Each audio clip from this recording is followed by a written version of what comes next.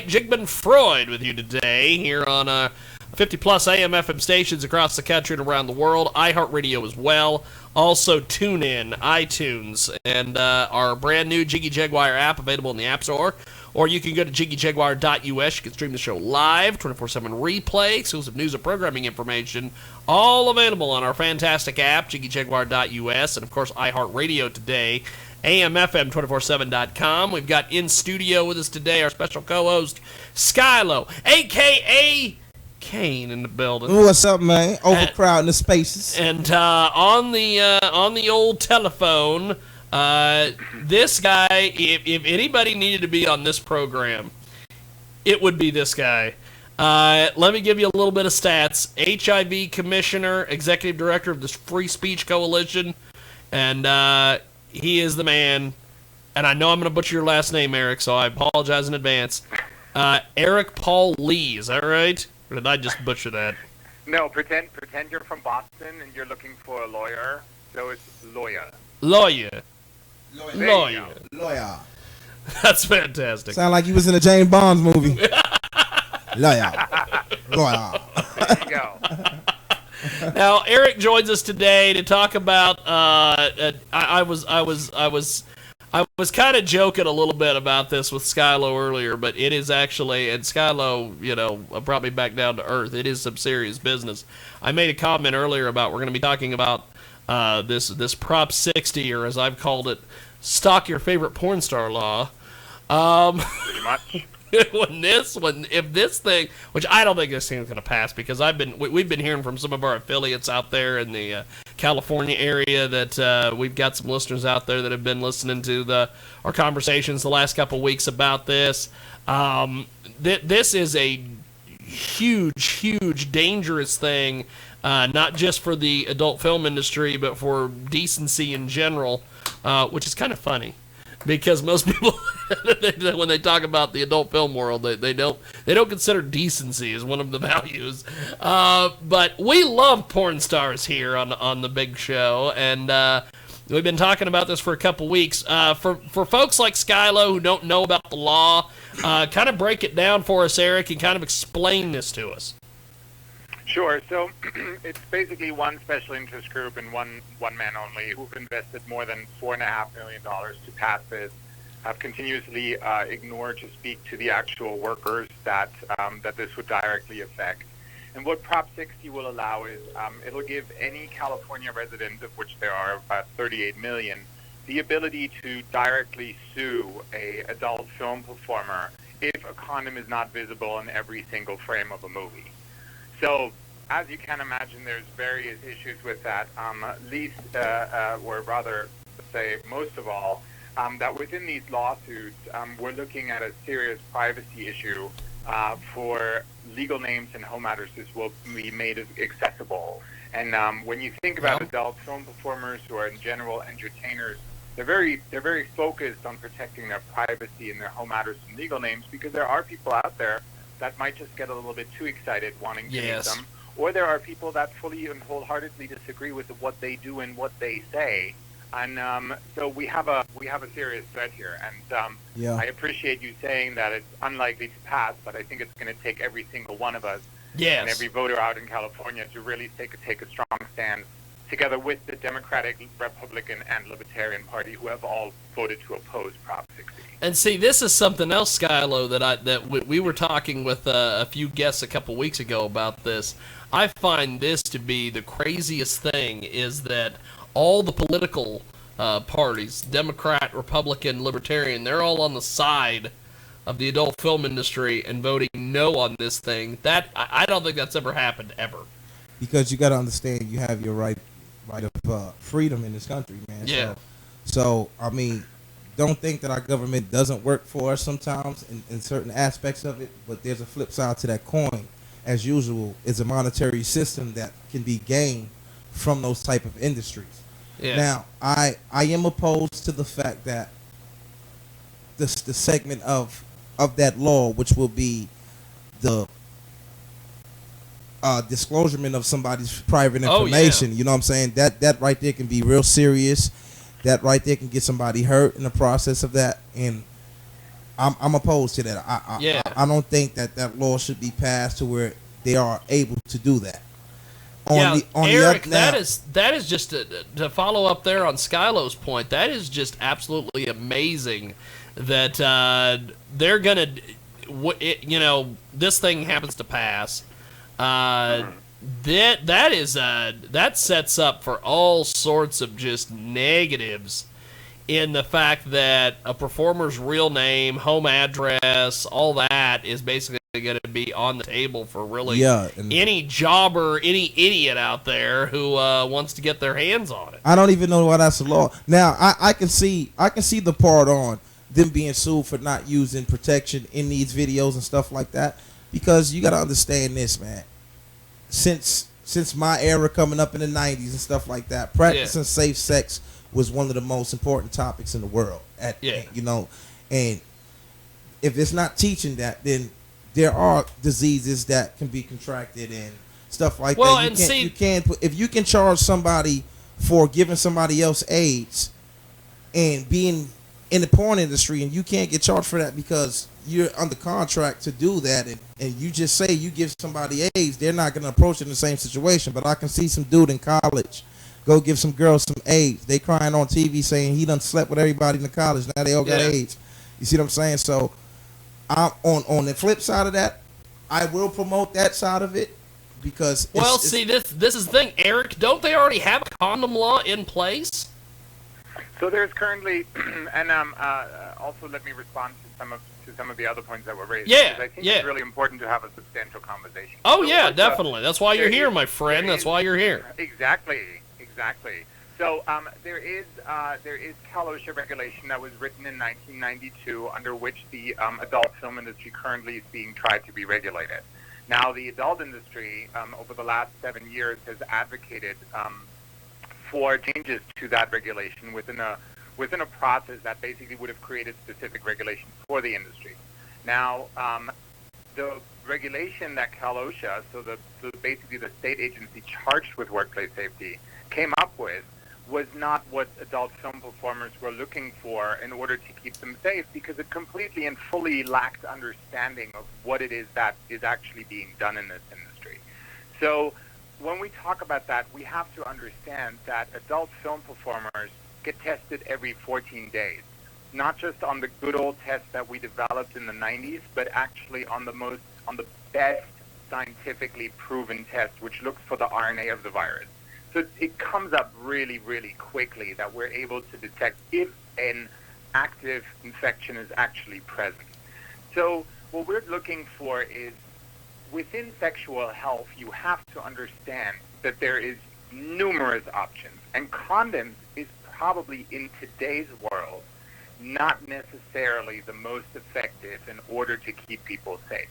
And when we talk about sexual health, and especially when we talk about sex workers or adult film performers, we have to listen to the constituency, we have to listen to the demographic to really say how do we best support everybody in their wish to be safe. I mean, I'm a gay man. I did not live through the early 80s, but I can say that by the time I turned 18, I had lost 6 people to HIV. Right? Yep. But in today's world, we're looking at pre-exposure prophylaxis, which is a daily pill you can take that prevents HIV by greater than 99% effectiveness, versus a condom that somewhere lingers between 70 to 85% effectiveness.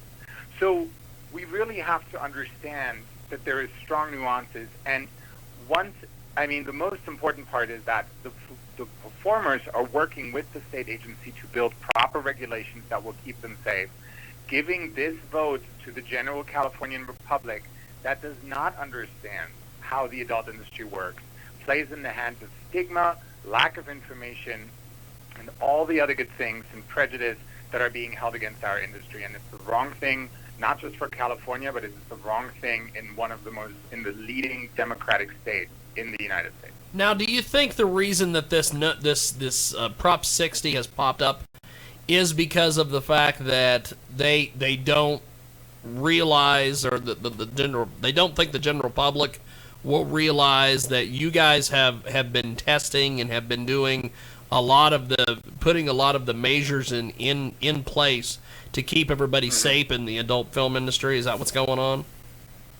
I think what's going on is that there is a special interest group that has $4.5 million to tell the people whatever they want to, whatever they want to tell. Yeah. And that's a group that has continuously refused to talk to the workers themselves, has claimed to be speaking for the workers and all the other good things. And that's really where we have to say shame on them for trying to talk over the people that are actually affected here. So I think there's various aspects as to why this has popped up. AIDS Healthcare Foundation, who is the sole proponent and the sole funder of Prop 60, and has basically used $4.6 million that we could have used to prevent HIV infections in the general public. They're standing completely alone on this, and they have failed passing AB 332, AB 640, AB 1576. All legislative efforts that the legislature in California has said, this is bad. We need the workers to be able to give input to this. You're trying to speak over these folks. That's not right. And now we find ourselves in the ballot initiative process, which is truly a shame, because the money that we're using to fight Prop 60, we could actually use to affect real change. We're looking at 0 HIV infections in the adult film industry on set in over 12 years. Yes, you guys have a very good health record. In the United States, we've had over 600,000 HIV infections. So is this really where we need to spend our money and our focus? And it's probably a no. See, this is the thing, and Skylo, kind of follow up there on some of his points that, one of the things that you guys in the hip-hop industry have to deal with a lot is people from the outside who just look at what you guys do and they go, oh, it's just violent, it's blah, blah, blah. Yeah. And they try to stop you guys from having shows, they try to stop you guys from doing things. Yeah. Like he was saying there, they have stringent testing in place. How do you, I guess, change that stigma to where you don't have and this is for either one of you guys, how do you change that stigma, like with the hip-hop industry? How do you change it to where people don't view you guys as violent? How do you change the stigma in the adult film industry to where people are like, oh yeah, people are just getting STDs all the time? How do you change that stigma to where something like this 60 doesn't have any effectiveness, I guess? I'll start with Skylo.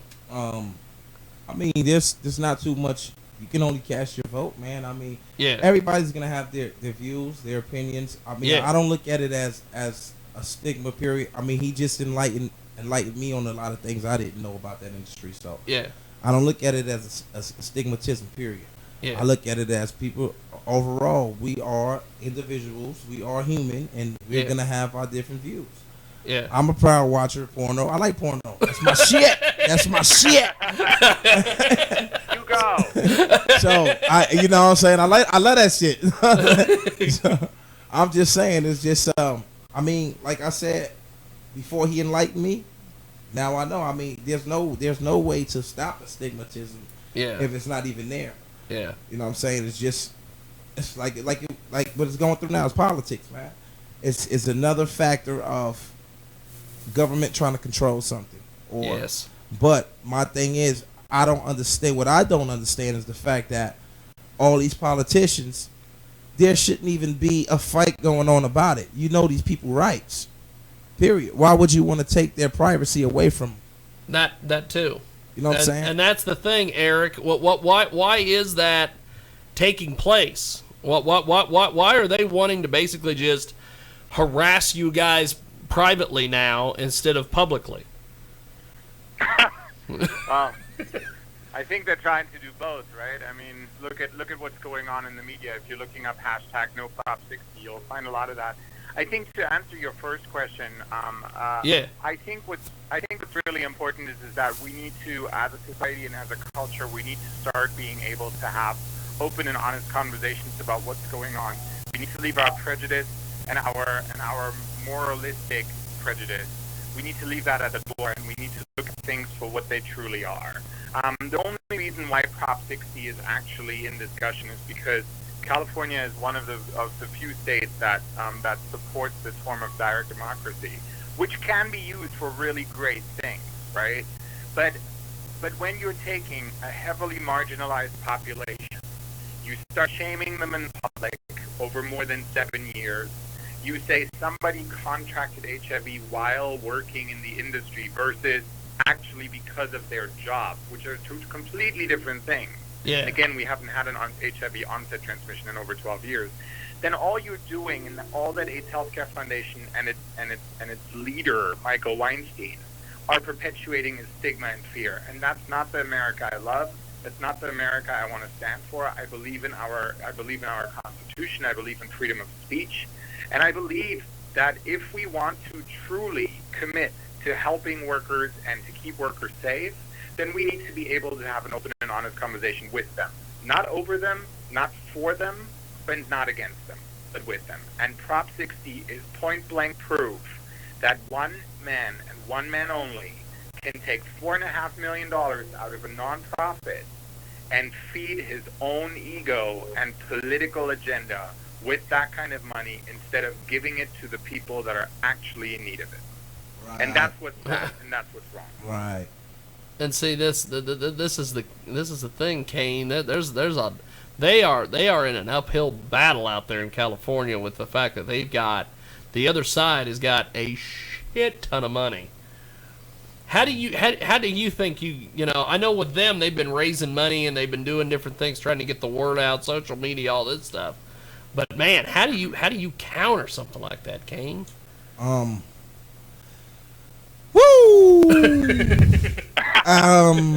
Nah, but if I can help Kane on that question. Yes, go. You take off. You take off. You know what's fascinating? Is look at the list of endorsements and look at the list of folks, organizations, advocacy organizations, political parties, political clubs that are all over the state of California that are all saying nope, no on Prop 60, and here is a whole list of reasons. And it's over 100 at this point, right? We have all the major leading newspapers in the state of California that have actively opined to say, nope, no on Prop 60. We have the three major parties on our side. We have hundreds of political Democratic and Republican clubs, as well as the San Francisco AIDS Foundation, LA LGBT Center, AIDS Project Los Angeles, Equality California, the Transgender Law Center, and so many more. And I think what's really powerful about Prop 60 and the movement that the industry has brought is that when we stand united, we stand strong. When we stand together and we work with one another, we can defeat bigotry and we can defeat money in politics. Exactly. But for that, we need to be able to take a very open and honest conversation onto the table and say, Prop 60 is the wrong way to go. And it's the same thing as we're seeing in other movements like Black Lives Matter. But when we work together, we can achieve and affect true change. And I think that's the focus, and that's where we're at. And trust me, you're going to see a lot more action around No on Prop 60 over the next couple of weeks. And we're looking forward to your support. Now, with this situation, like I was mentioning earlier, Eric, we've got a lot of listeners out in the California area that when we started talking about this, they were either already on board or they got more on board with the fact that they wanted to help you guys.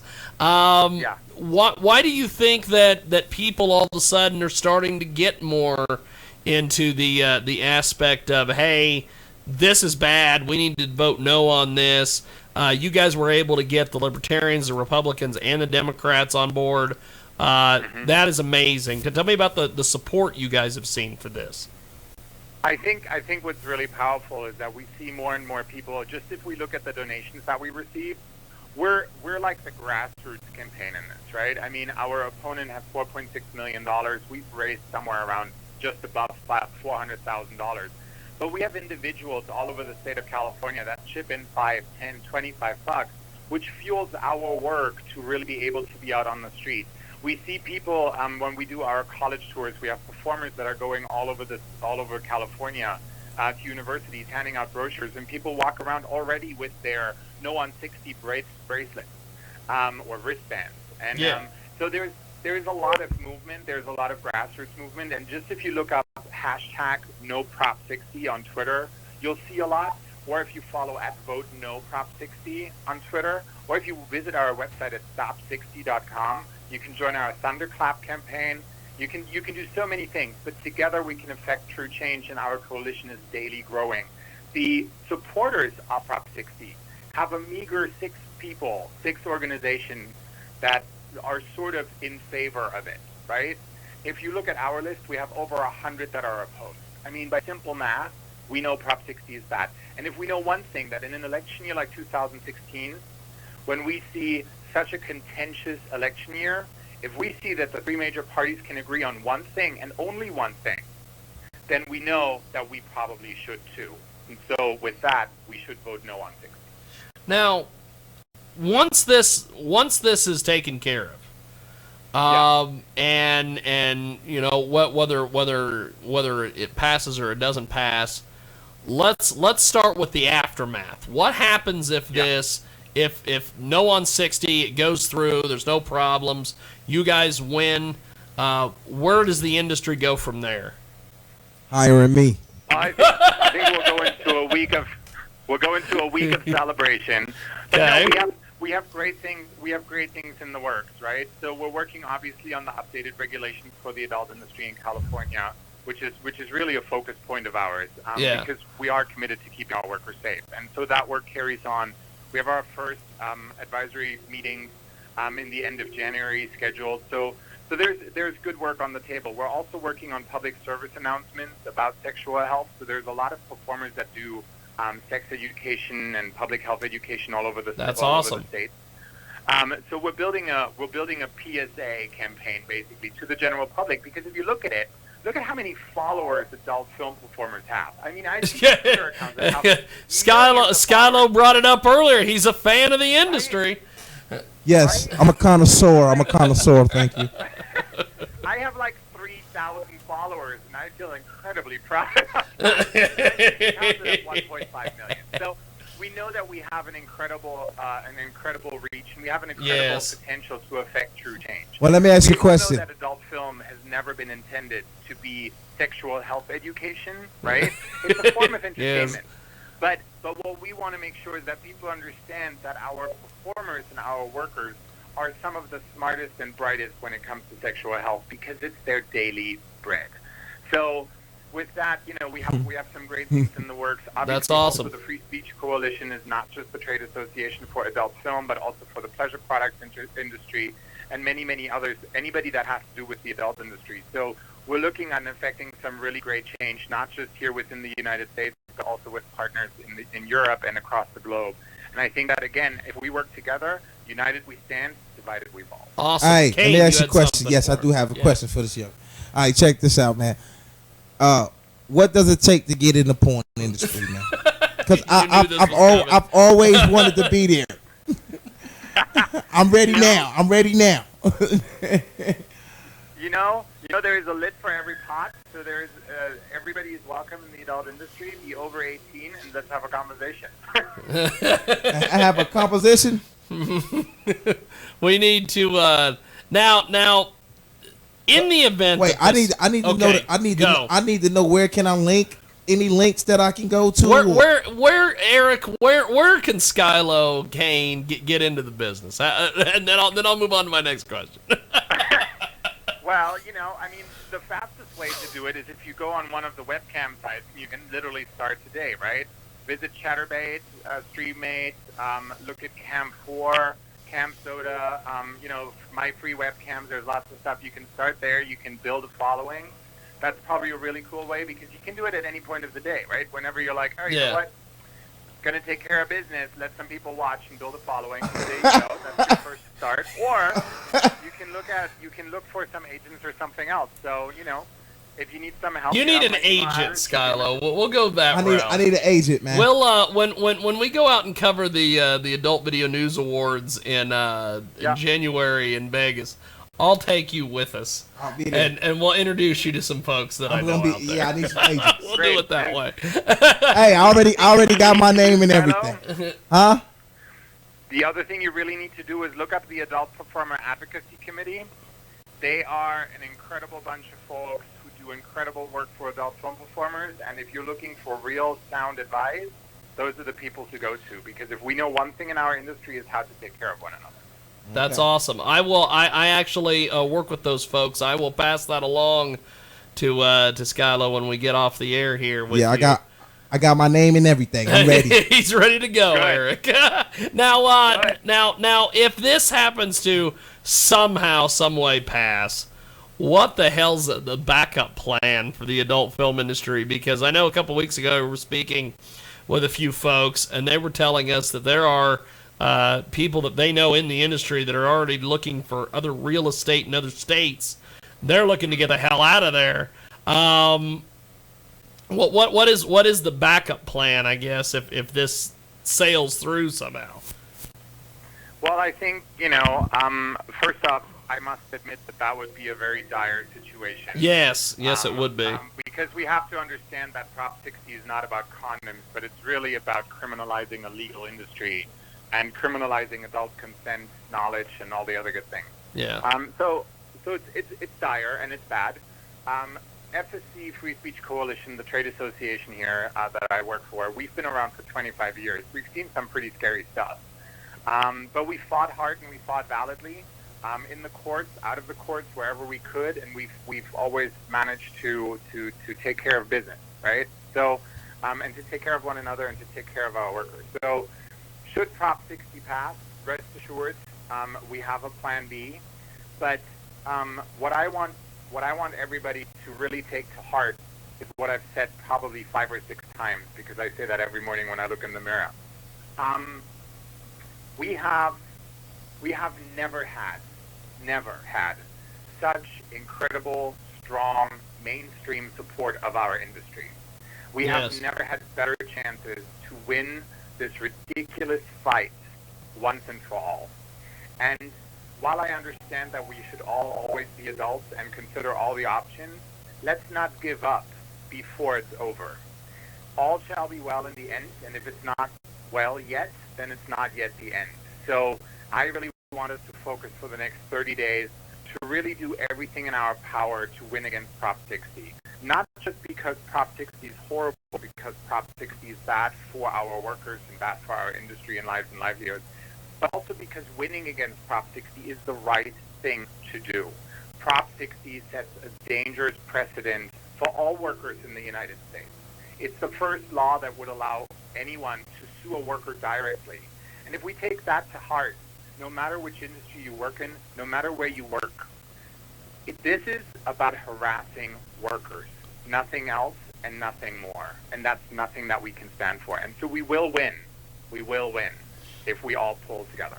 Now, have you had anybody, and I don't think that this seems to be a universally recognized thing where everybody in the industry is jumping on this thing and helping you guys out and doing all this, but have you had anybody who has been like, being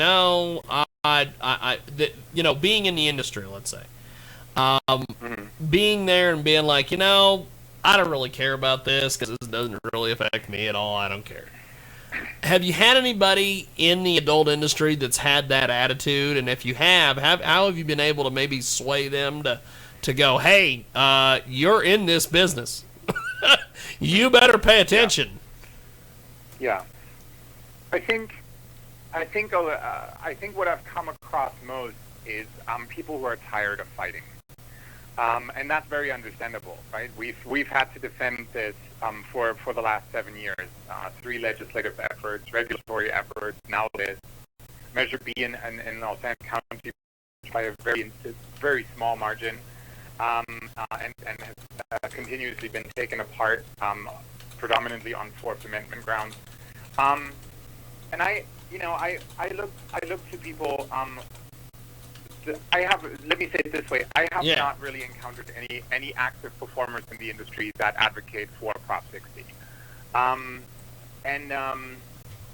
look at people generally when there's kind of like, I don't really understand this, because that's really what we get most. We get a lot of folks that are like, I don't really get what this is all about. I mean, I see it all.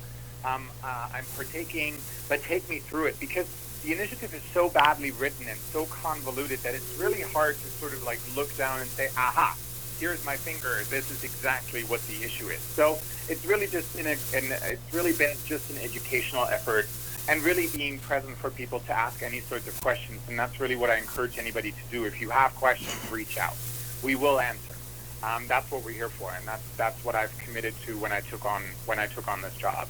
And again, it's some sad times, but we've made great progress. And I mean, if I look at my Twitter account every day and I see the unity of everybody carrying their No Prop 60 avatars, I will say that I always have a little tiny tear in my eye that says, "Wow, look at how beautiful! Look at what we can achieve when we stick together." Well, and I've noticed that you guys have got a lot of people that are that have embraced this and jumped in the pool on this all across Twitter. There's a lot of people that have do the No on 60 on their avatars, and that is absolutely amazing, because that is just unity. It shows a lot of unity. Yeah. Yeah, it's probably so we've made, or rather Julia Ann, Kissasins, and Baby Dubs, who are the ones that really created the avatar movement, which was brilliant. And again, those are the workers that are saying, what can we do to help? Let's do this. And they've collectively created probably over 1,800 avatars at this point. And we think that there are, the estimates range somewhere around 1,800 active performers in the United States to date. So pretty much the entire workforce is united against Prop 60, and that's something to be said. That's definitely something to be said. Now, Skylo, you got anything else for Eric before we let him go today? No, I was just gonna tell him I'll see him in the porn world, buddy. I'll be there. I'll be there. Hey, just listen for the name Sir Dickalicious. That's me. I'll be there. Sir Dickalicious. I like it. Well, Eric, before I let you go, I know we're going to be talking to you on Thursday on the TV side on Skype. What can people do as we go here before we talk on Thursday? What can people do that are either in the industry or not in the industry? How do they support you guys and help you with all this? Yeah, no, absolutely. First off, again, look at hashtag NoProp60, retweet, educate yourself. Every day, sort of go to two folks that are outside of the industry and help them understand why it's NoProp60. That's very powerful. Anybody who's a U.S. citizen or owns a U.S.-based business and feels that this will affect them, please donate. Support our cause. Enable us to do the incredible work in this David and Goliath fight that we have been able to achieve so far, and help us sustain that movement. Follow at Vote No Prop 60 on Twitter, and visit our website, www.stop60.com. Join our Thunderclap campaign. Spread the message far and wide. Let's take Prop 60 also as an opportunity to educate the general public about who we are and what we do. And with that, let's create real change, because today is the day that we can do it. We just have a couple days left till November 8th, and we're going to work our asses off to keep our workers safe and protected from a special interest group with $4.6 million that is looking to harass the women in our industry. Well, I appreciate it, my friend. I will talk to you on Thursday on Skype, and many thanks for coming on and chatting with us today, Eric. I appreciate it. Sure enough. You guys have a great day, and thank you to all the listeners for listening. Let's do this. November 8th, vote No Prop 60. I appreciate it. We'll talk to you soon. Thank you, Eric. That was Eric Paul Lawyer on Jiggy Jag Radio on the old telephone. We're going to take a time out, and when we come back, we've got more coming.